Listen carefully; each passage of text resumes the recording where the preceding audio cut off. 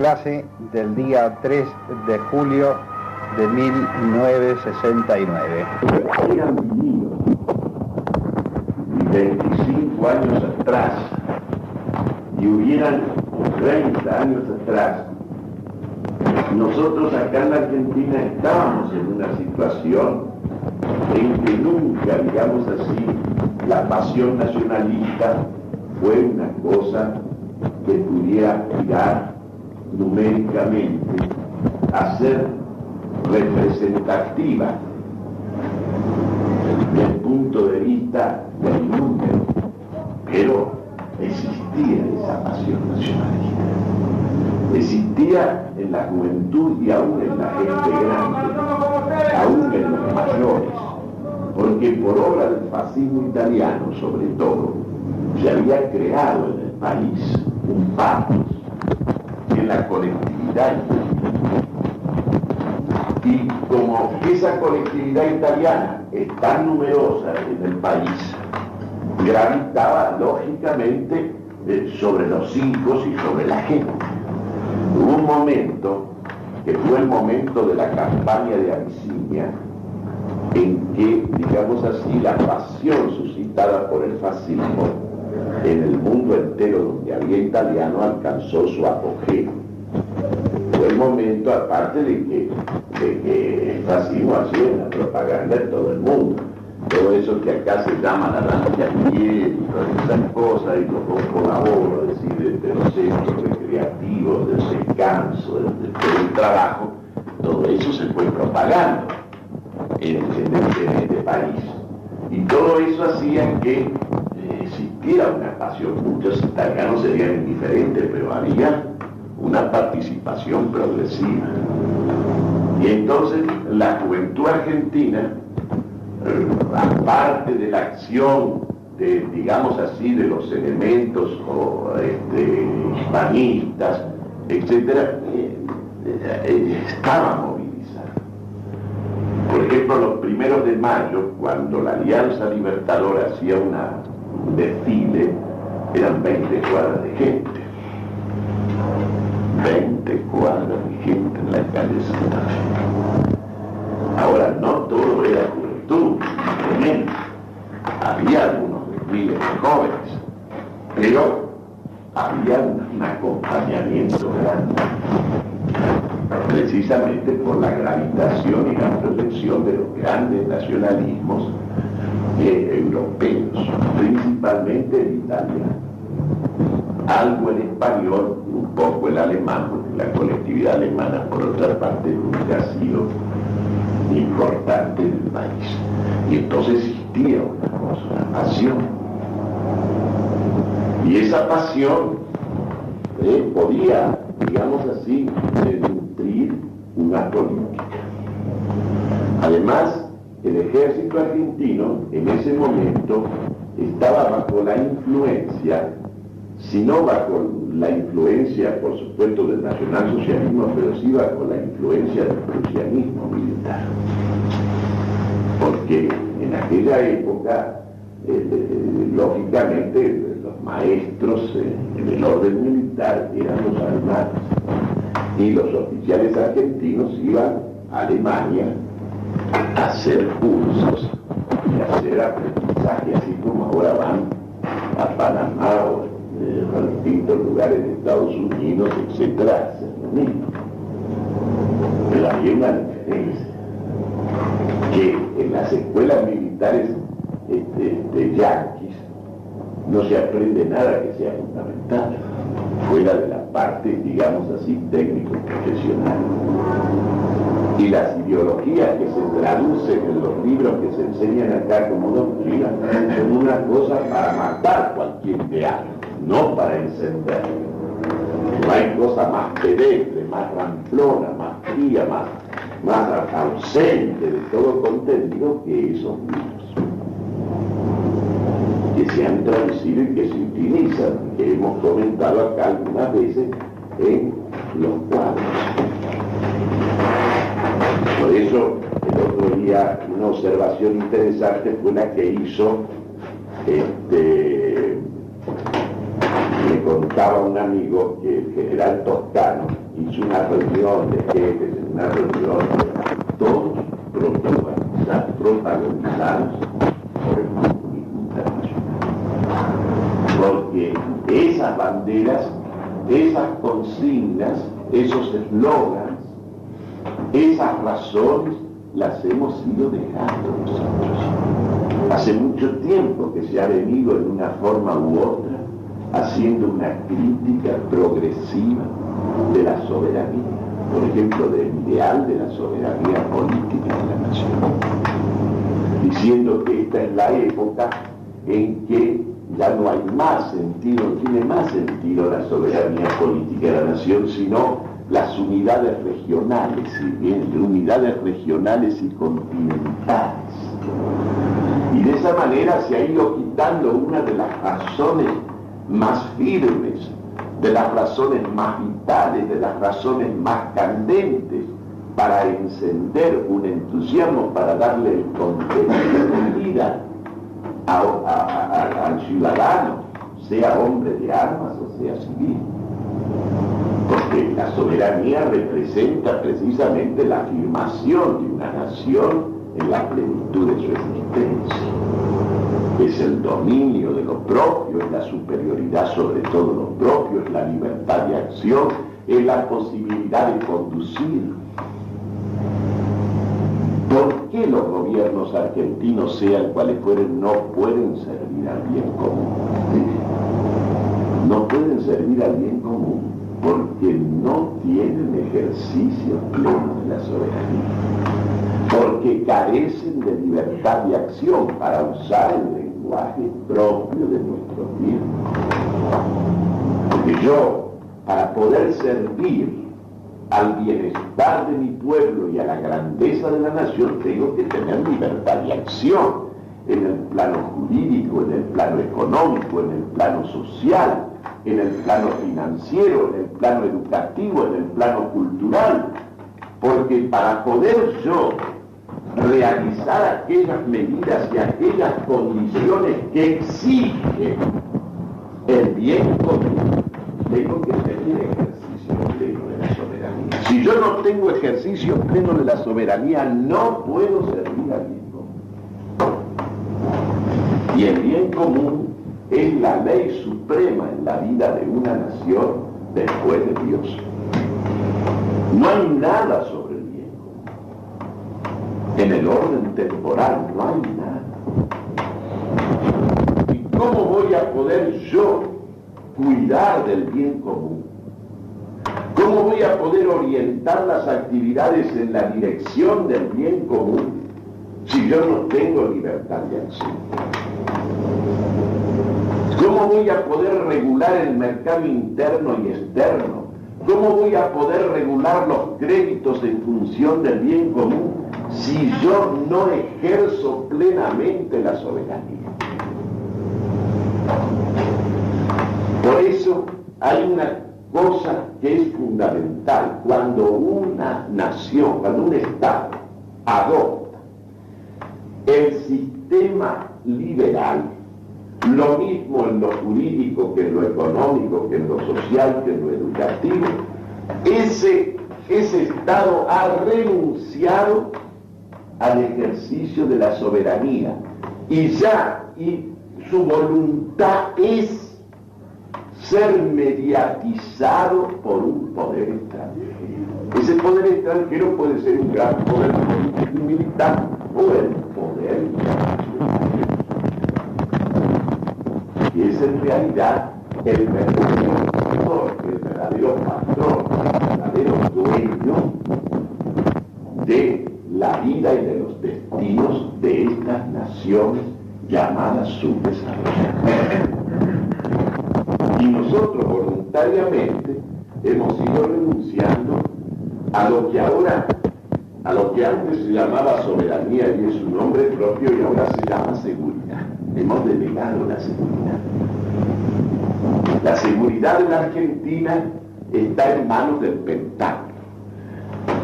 Pero el Pentágono resulta que es una inmensa, poderosa, única fuerza que está controlada y regulada por los banqueros internacionales.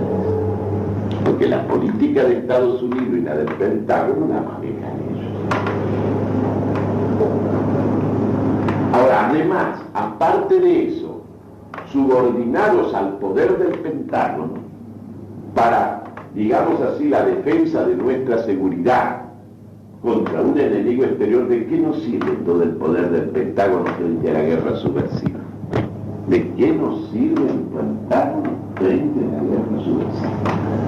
Si no le sirve a los vietnamitas el Pentágono, con 500.000 hombres y un armamento jamás visto, no les sirve a ellos, ¿cómo nos van a servir a nosotros el Pentágono para afrontar esta guerra interior, esta guerra ideológica, esta guerra subversiva, esta guerra cuyo frente principal no es un frente exterior, material, territorial, sino un frente en las almas, un frente en las mentes, en los corazones, en las disposiciones de la gente?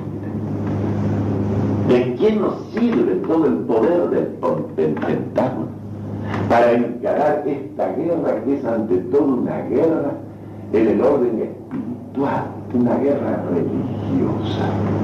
Hasta está prohibida la palabra, una guerra religiosa. Cuando en el siglo pasado Donoso Cortés decía que en la raíz de toda la cuestión social y política hay una cuestión religiosa. Y cuando a usted le enseñan en todas partes contra ese pensamiento de Donoso Cortés, le enseñan a usted que ya ha terminado la guerra, la época de la guerra religiosa ha terminado, que ahora las guerras son económicas y son sociales, es una guerra por la fuente de petróleo, es una guerra por la fuente del caucho, es una guerra por la fuente... Todo eso es una retórica absolutamente falsa y falaz. Todo eso es añadidura. La guerra profunda es una guerra de la mente y de los corazones. Ahí está la guerra, ahí está la lucha, ahí está la conquista del territorio. Es ese territorio de las almas, ese territorio mental, ese territorio de los corazones. Y es así donde nos hemos desarmado íntegramente. Nosotros nos hemos desarmado íntegramente en ese problema. Y cuando aquel que advierte esa situación no ha hecho otra cosa que predicar en el desierto. Pero fíjense que el enemigo ha cuidado siempre de que se eliminara toda la habitación verdaderamente doctrinal, verdaderamente intelectual, verdaderamente especulativa, fuera totalmente eliminada de la formación de la juventud del país.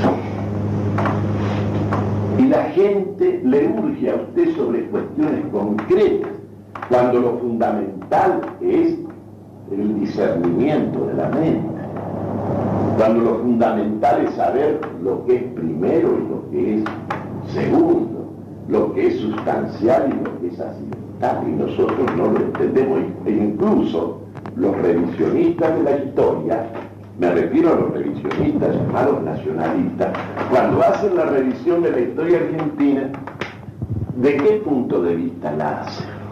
La hacen del punto de vista del orden material, del orden económico, de los problemas económicos.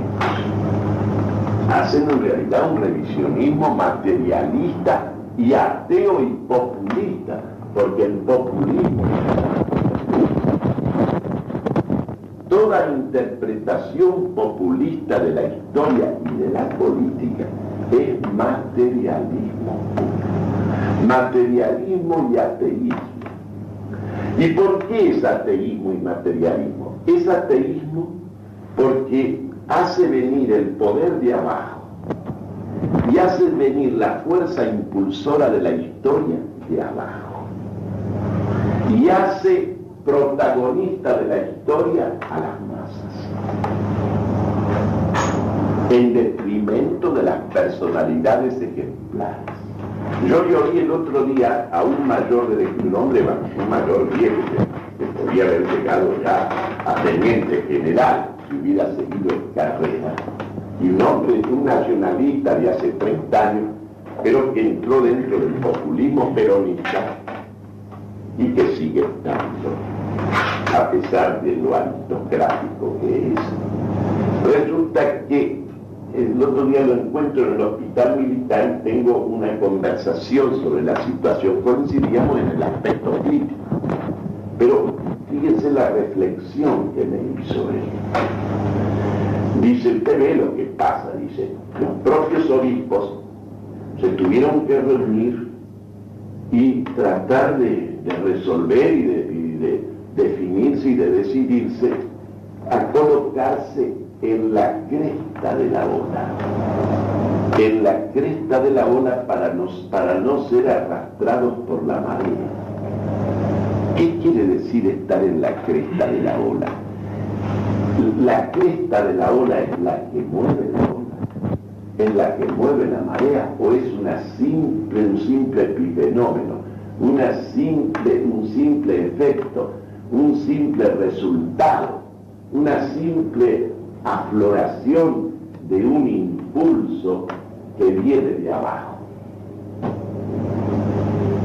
La espuma es lo menos de la ola, es lo menos activo, lo menos eficaz, lo menos dinámico, es nada más que una expresión superficial de la fuerza que impulsa la ola y que impulsa la marea, porque en el fondo se nos ha ido metiendo en el alma, se nos ha ido introduciendo en el alma, así como digamos así, en la mentalidad de las gentes comunes, sean obreros, sean empleados, sean estudiantes, etcétera, el mundo del común, así como se ha ido metiendo todas las hipótesis evolucionistas, transformistas, el origen de las especies, etcétera, etcétera, en la misma forma se ha ido introduciendo en la mente y en el corazón de la gente la idea de que los grandes acontecimientos de la historia son impulsiones de masa.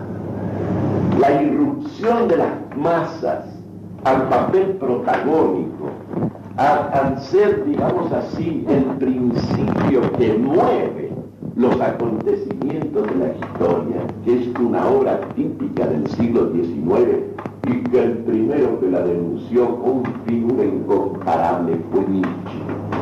Nietzsche tiene un estudio que es realmente genial, de donde se han copiado e inspirado todos los demás, desde Spengler hasta Ortega y Gasset. Me refiero al autor de La rebelión de las masas. O, en el caso de Spengler, sin quitarle por eso mérito al autor de Años decisivos. ¿Qué dice Nietzsche en un ensayo que se titula, está dentro de un tomo, en las obras completas publicadas por Aguilar? Hay un segundo tomo que se llama Consideraciones inactuales o Consideraciones intempestivas. Son estudios de la mejor época de Nietzsche, que es la época juvenil, porque él después fue enloqueciendo. Pero Nietzsche, porque Nietzsche tenía una sífilis que lo llevó progresivamente a una parálisis general progresiva y a la demencia total finalmente. Pero Nietzsche era un hombre genial, era un verdadero aristócrata del espíritu. Este tomo, que se llama Consideraciones intempestivas, tiene varios estudios, Schopenhauer, educador, etc., pero hay uno que se titula así: de la utilidad y perjuicio de los estudios históricos. De la utilidad y perjuicio de los estudios históricos. Es un trabajo que será entre el año 1870 al 75, más o menos, ¿no? Este trabajo de él. Y en este ensayo, él señala el hecho característico ya en su momento, en su época. Dice, nunca se ha hablado tanto, dice él, de las personalidades, etcétera, etcétera, y nunca ha habido menos personalidades que ahora. Y nosotros asistimos, dice, a esta elevación de las masas, de las multitudes, del número, al papel protagónico de la historia. Y a la posición expresión de la personalidad y de los conductores como un reflejo, como una especie de reflejo, como la espuma, como la cresta de la ola. Y eso se ha ido metiendo de tal manera que a pesar de la documentación más objetiva, más incontrastable, tomen ustedes todos los historiadores nacionalistas, menos el único que no era historiador de oficio, que es Martínez Ubiría, y ustedes van a ver que Vicente Sierra, Ernesto Palacio, el propio Julio Irazú, para nombrar a tres figuras principales de la historiografía revisionista, todos ellos al interpretar la Revolución de Mayo, la interpretan como una expresión populista, con la dinámica del populismo, por una especie, todos hablan como Mitre, lo mismo que Mitre, coinciden con Mitre, con Vicente López y con Ricardo de Vélez. En eso no hay diferencia entre la historiografía oficial liberal y la historiografía revisionista. Todos ellos le dan al pueblo como número, como multitud, como masa, de algún modo le dan un papel dinámico, protagónico. Es la fuerza que impulsa, es lo que mueve a los hombres. Y esa interpretación populista incluso interpretan a los caudillos como si los caudillos fueran, digamos así, una expresión o un reflejo de esos impulsos, de esas reacciones defensivas auténticas, digamos así, del espíritu nacional, en que resultan que los caudillos aparecen movidos por las gentes, no moviendo ellos, no conduciendo ellos. Si no, no se podría haber llegado jamás a la analogía entre un Perón y un Rosas, entre un señor natural, un caudillo natural, y un demagogo.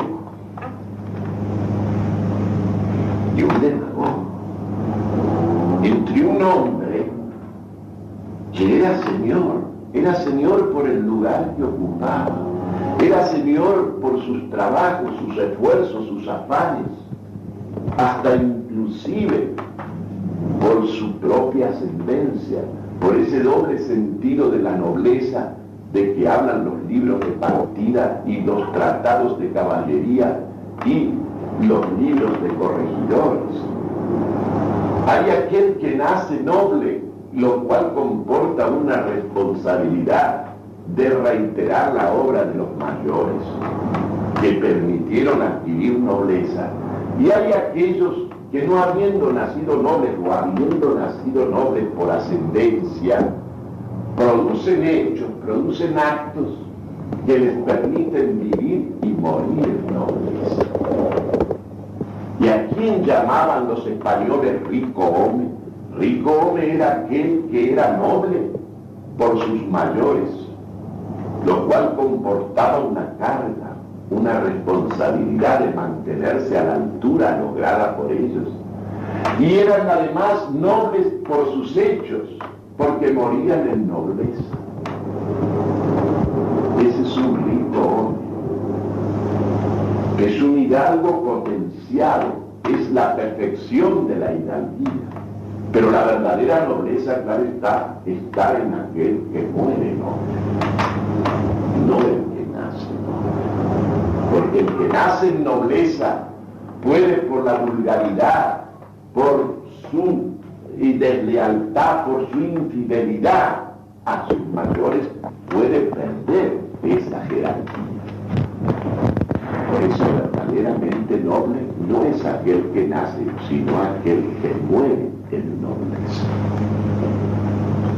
Señor natural, señor por sus hechos, por su jerarquía de la mente, del corazón, del carácter, por el lugar que lleva a ocupar en medio de las gentes, por una superioridad, por una primacía real y verdadera. Ese Señor es seguido no porque Él adula, no porque Él halaga, no porque Él corrompe, no porque Él brinda determinadas ventajas o prebendas. Es seguido por ese señorío natural que suscita en los demás una atracción y un entusiasmo y los arrebata. Observen ustedes que en el cumplimiento de la misión de Cristo, Cristo tuvo que luchar constantemente contra una inclinación tenaz en el hombre y en la multitud, precisamente a seguir a otro hombre por aquellas ventajas materiales o por aquellas expresiones de un poder exterior, de una fuerza exterior. Por eso él constantemente tiene que prevenir, porque claro, el pueblo judío esperaba un Mesías poderoso, un libertador de su pueblo, alguien que les devolviera aquella condición que habían tenido en la época de oro de la monarquía de David de Salomón. Y se presentó el pobre Cristo en las condiciones más insignificantes, precisamente porque nadie conocía mejor el corazón del hombre que él. Y a veces él tenía que obrar algunos milagros, como aquel de la multiplicación de los panes y de los peces, para satisfacer una necesidad material.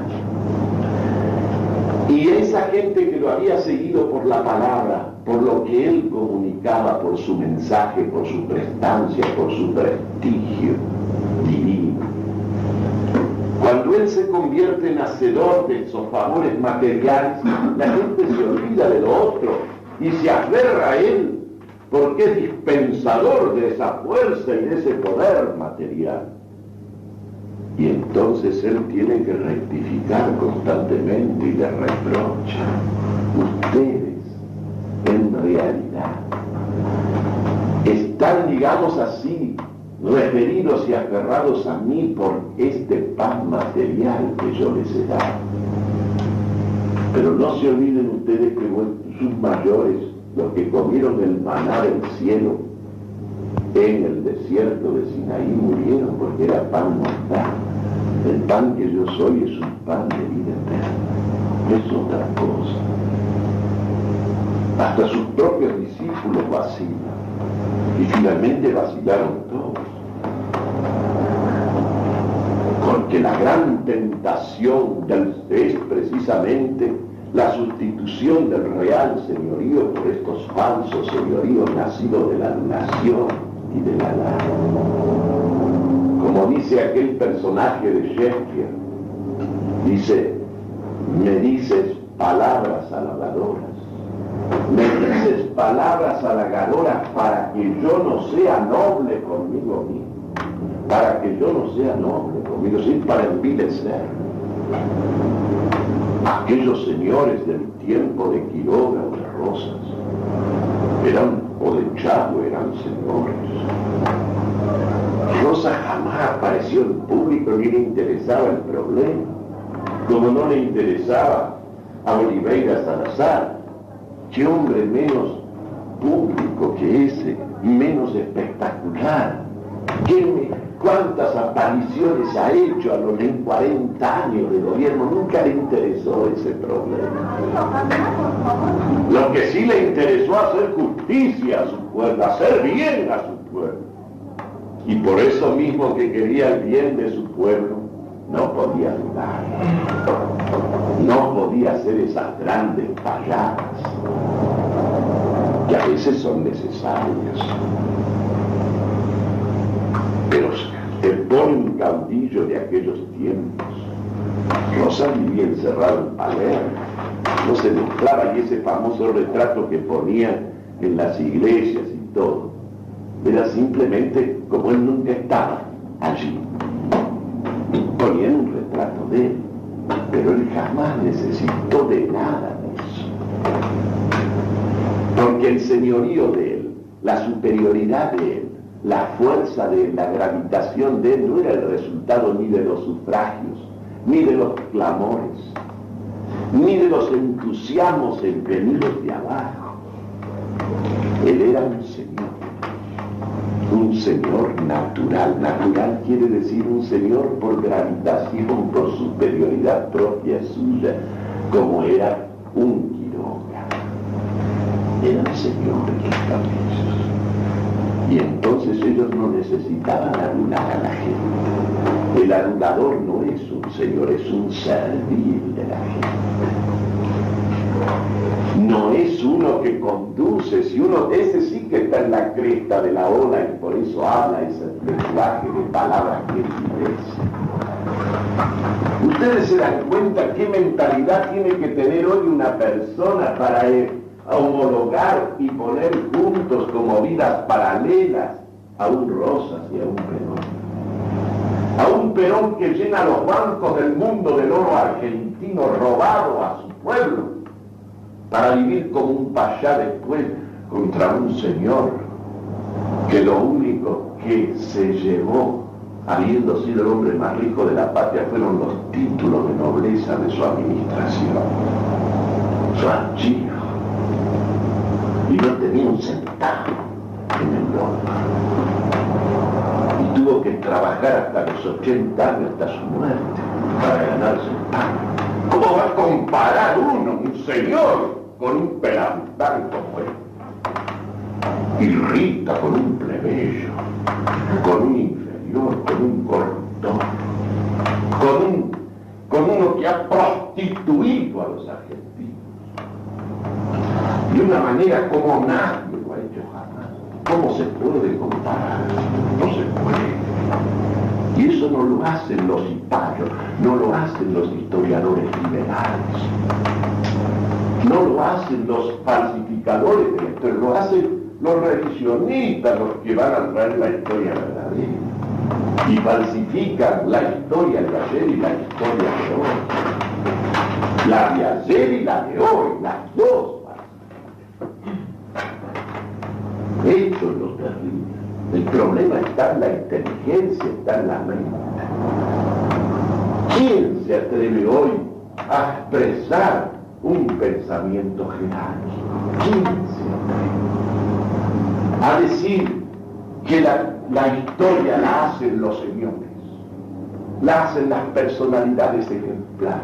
¿Quién se atreve a decir eso? Siempre hay un halago a la multitud, la gente necesita un halago del número. ¿Por qué el sonso del ministro se fue a meter para que lo echaran ahí al velatorio de Bando? Ustedes se dan cuenta, un general de la nación, ministro del Interior, en el momento en que incluso, aparte de todo lo que ha ocurrido, están deteniendo a cientos de dirigentes, bien o mal, no sé, se va a ir a meter en el velatorio para que le digan: señor, usted no puede entrar acá. Y el otro sonso de Borda que se va a meter también, en el fondo no son señores, son pobres diablos. Pobre diablo, y con esos pobres diablos, ¿qué puede esperar la patria? Porque a mí me da una pena infinita, no me da pena por las personas, por las investiduras, por los grados. Ir así a buscar ese calor. Necesitan de ellos y creen que de esa manera van a contribuir a salvar al país. Si mañana hubiese una restauración del país, la harían, señores. Harían bien al país. Pero no estarían pidiendo, suplicando al diablo. Suplicar al diablo. La gente que no está para dialogar. Esto es como decía José Antonio: ha pasado la hora de las pajadas, la hora de las pistolas. Y nosotros las están haciendo escuchar las bombas, los incendios, los sabotajes, las destrucciones. Y usted quiere dialogar. Es ridículo, es tonto.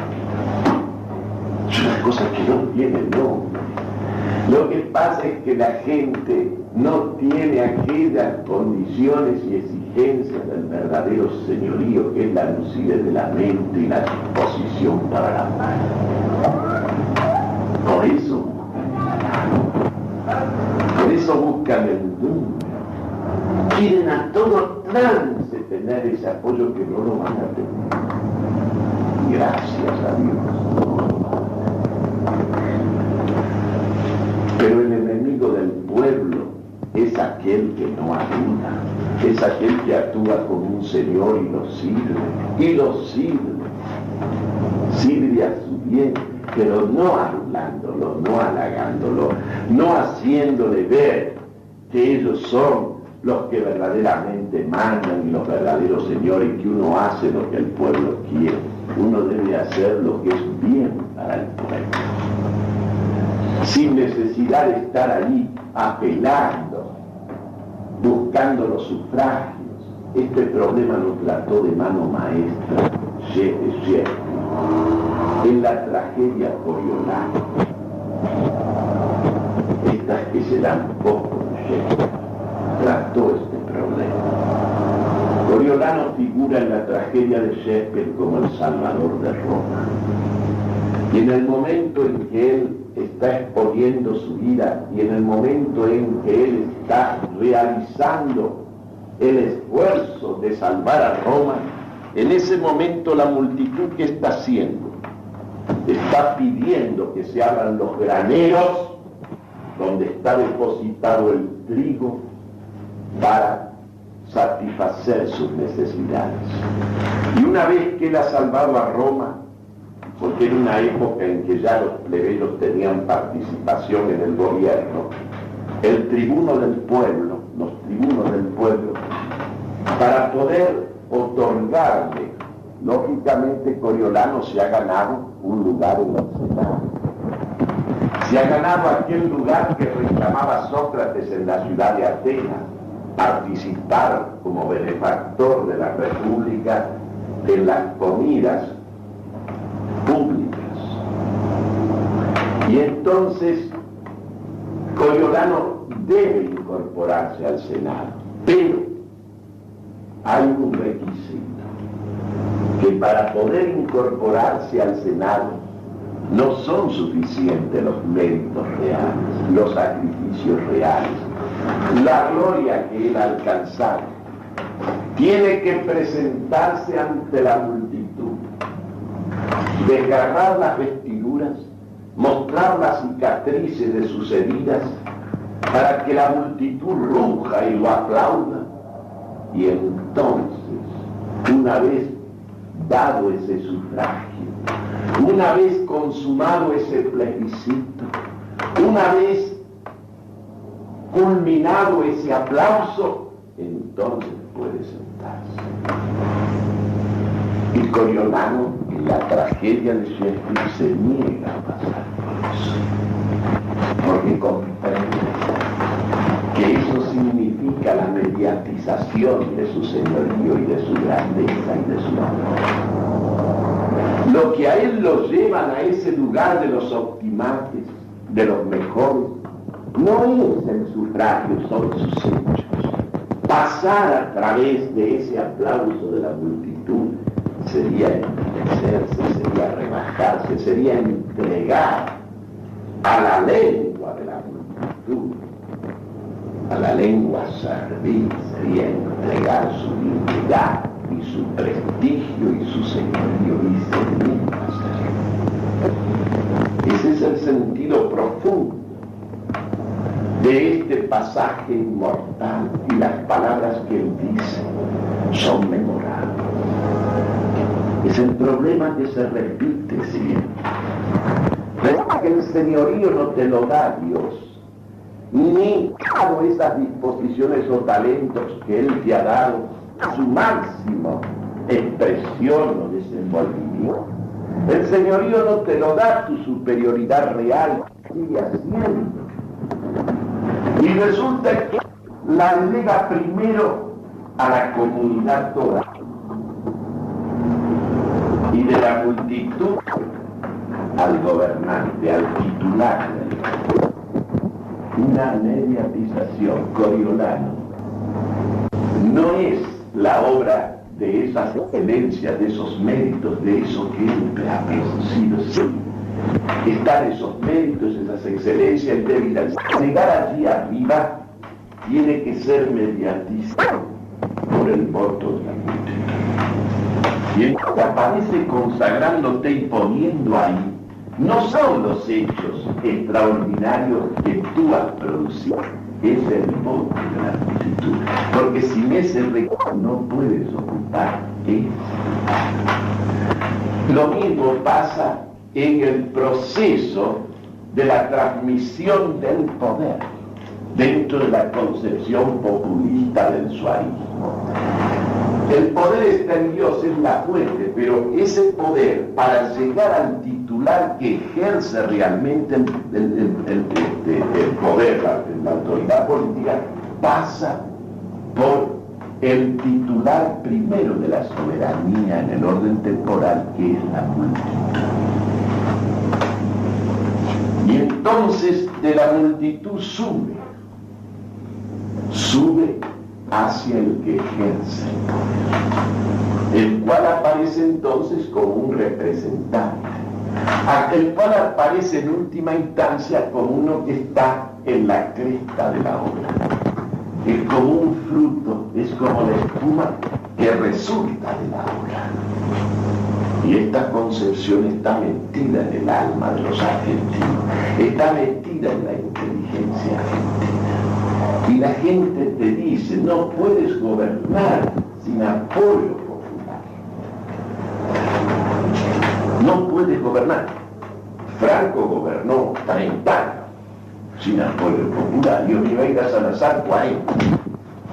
Y han sido los dos gobiernos más ordenados de los últimos 40 años. Sin embargo, ese testimonio no tiene ningún valor. El valor, nosotros estamos con la idea, porque la tenemos metida en el alma. Eso es materialismo, porque hacemos venir de abajo. Lo superior lo hacemos venir del interior, lo que conduce lo hacemos venir de lo conducido.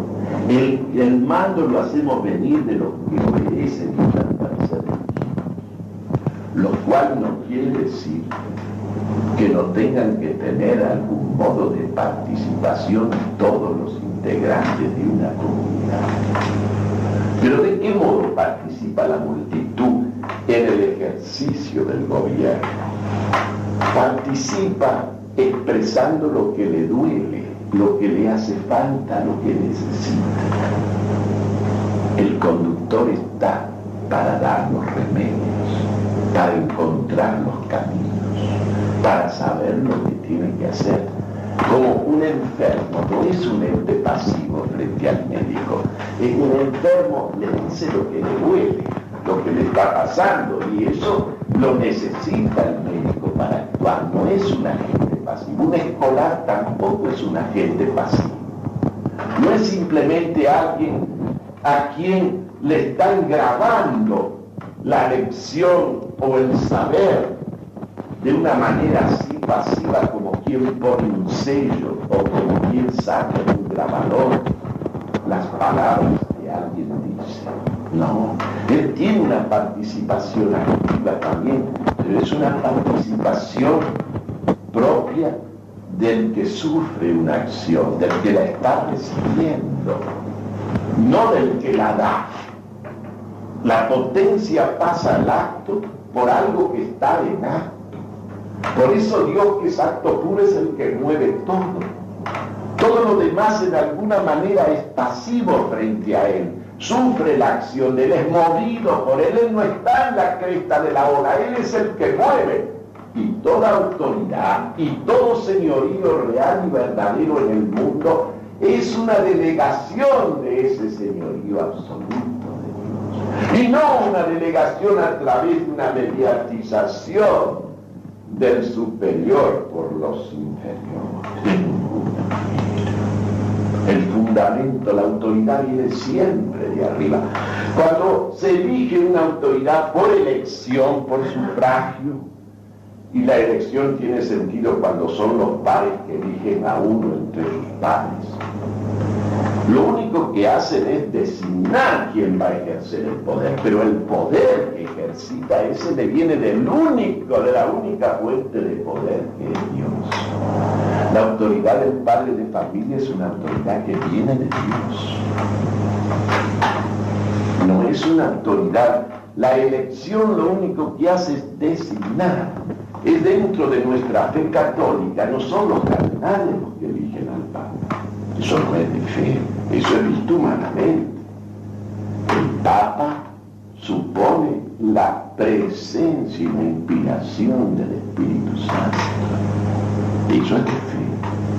No es simplemente un grupo, ni siquiera de príncipes de la iglesia que eligen un hombre. No. El que elige es Dios, el que designa es Dios. Y toda potestad viene de Dios. Y todo gobernante legítimo gobierna en nombre de Dios porque de Él le viene el poder. Ahora, ¿para quién gobierna? Para el bien de los gobernantes. ¿Por qué? Porque el ejercicio de la autoridad es un ministerio de servicio, es un ministerio de amor. El ejercicio de la autoridad es para el bien de los gobernantes. Ahí está el Señor. Por eso es maravillosa aquella frase de Petén, cuando Petén asume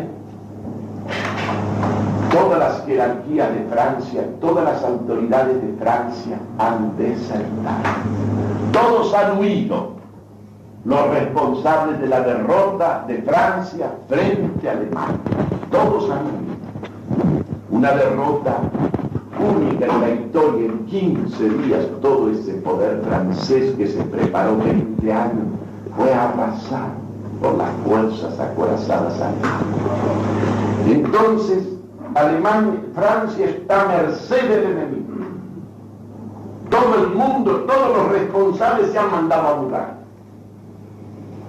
Dicen que para prepararse en Londres o donde sea para la lucha contra el invasor, pero los 30 millones de franceses quedan ahí.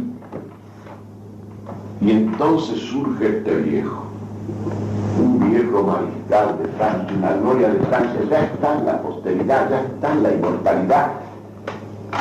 Es demasiado viejo, tiene más de 80 años, nadie le puede pedir a él que haga nada, nadie se lo va a pedir. Y sale él y se pone su gloria intacta frente al enemigo. ¿Para qué lo hace? Para cubrir a Dios. Y lo dice: hago don de mi persona. Hago don de mi persona para alivio del pueblo francés, de la nación francesa. Y fíjense hasta qué punto hizo don de su persona. Fue acusado como traidor a la patria y condenado como traidor a la patria y colaboracionista con el enemigo. Y murió en la fortaleza de Jeú, porque el miserable de Gaulle no se animó a que se cumpliera la condena. Eso significa, eso es un Señor. Hago don de mi persona para aliviar los sufrimientos de Francia. Y entonces usted ve la diferencia.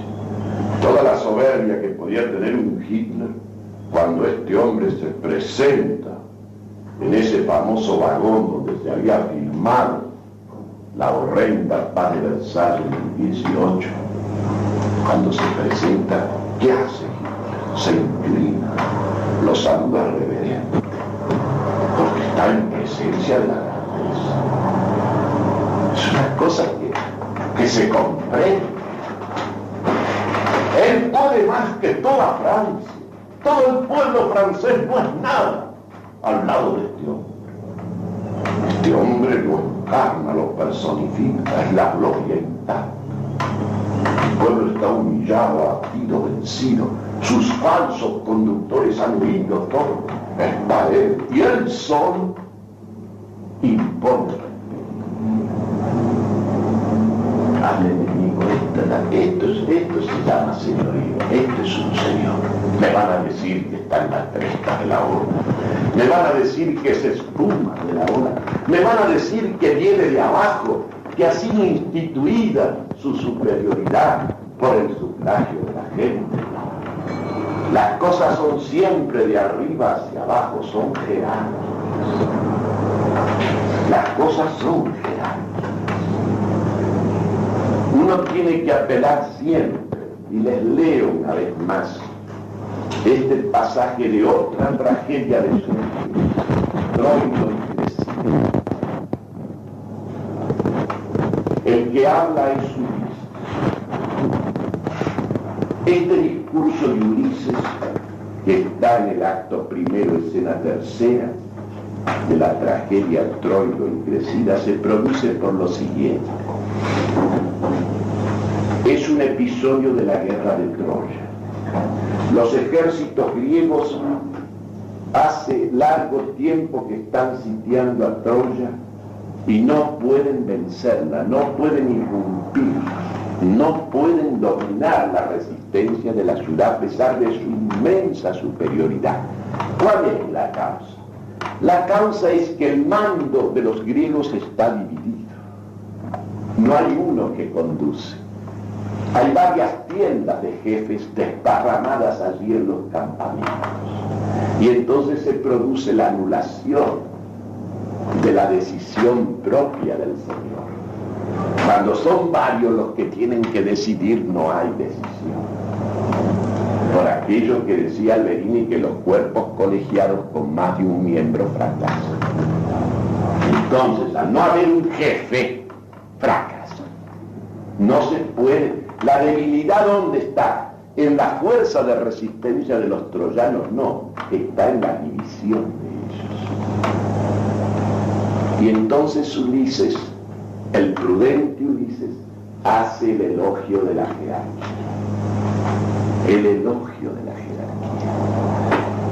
Y dice un pasaje así: una empresa padece bastante cuando se quebranta la jerarquía. Escala de todos los nobles designios. ¿Por qué otro medio sino por la jerarquía? Las sociedades, la autoridad en las escuelas, la asociación en las ciudades, el comercio tranquilo, las prerrogativas de la edad, el cetro del laurel, podrían debidamente existir. Quitar la jerarquía, desconcertar esa sola cuerda y escuchar la confusión que se sigue. Todas las cosas van a encontrarse para combatirse. Las aguas contenidas elevarían su caudal más alto que sus márgenes y harían un vasto pantano de este sólido globo. La violencia se convertiría en ama de la debilidad, la fuerza sería el derecho. Entonces todas las cosas se concentrarían en el poder. El poder se concentraría en la voluntad en el apetito, y el apetito es el lobo feroz, doblemente secundado por la voluntad y el poder, haría presa del mundo entero, hasta que al fin se devorase a sí mismo. Cuando la jerarquía está ahogada, he ahí el caos que sigue a su amor.